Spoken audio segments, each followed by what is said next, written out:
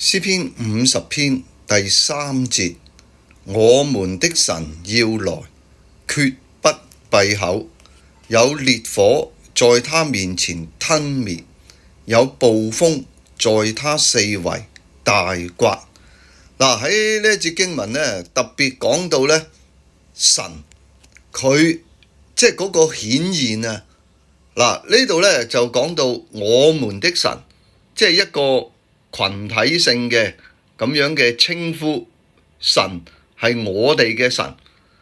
佢要嚟喎。咁呢個來呢，即係其實就係一個神聖嘅臨在，即係我哋睇到神佢本身係無形無體嘅，佢超越物質嘅，但係佢靈性嘅臨在啊，就係一個呢好威嚴嘅一個嘅情況喎。詩人呢，佢喺呢度呢就形容神嘅臨在嘅時候呢，佢話呢決不閉口。咁呢即係呢個口呢，唔係真係我哋講嘢啊、食嘢啊嗰把口而已嚇，而係佢去形容呢神嘅臨在嘅時候呢，佢話咩啊？有烈火在他面前吞滅。呢個口呢，其實係形容咩呢？就係形容後邊嗰句説話，烈火嚇，咁呢真係好猛烈嘅呢啲嘅火喺佢面前呢，就係吞滅咗，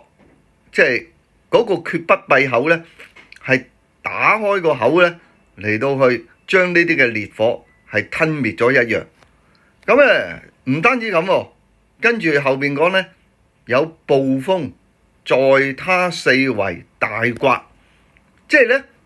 喺呢度形容緊咩呢？除咗火之外呢，嗰啲嘅暴風四圍係咁即係吹啊、刮啊。咁我哋最近呢經歷咗呢個嘅10號風球啦，咁即係某啲地方呢，嗰啲風力都好勁㗎喎，四面係咁吹過嚟，咁可以想像到啊，即係神嘅臨在係有呢種嘅烈火、暴風喺呢度嘅顯現。咁所以我哋呢睇到嘅就係神佢嗰個嘅威嚴，佢係超越物質，但係當佢靈性嘅臨在嘅時候呢，周圍嘅環境嘅轉變所以我哋呢要存着一個敬畏嘅心。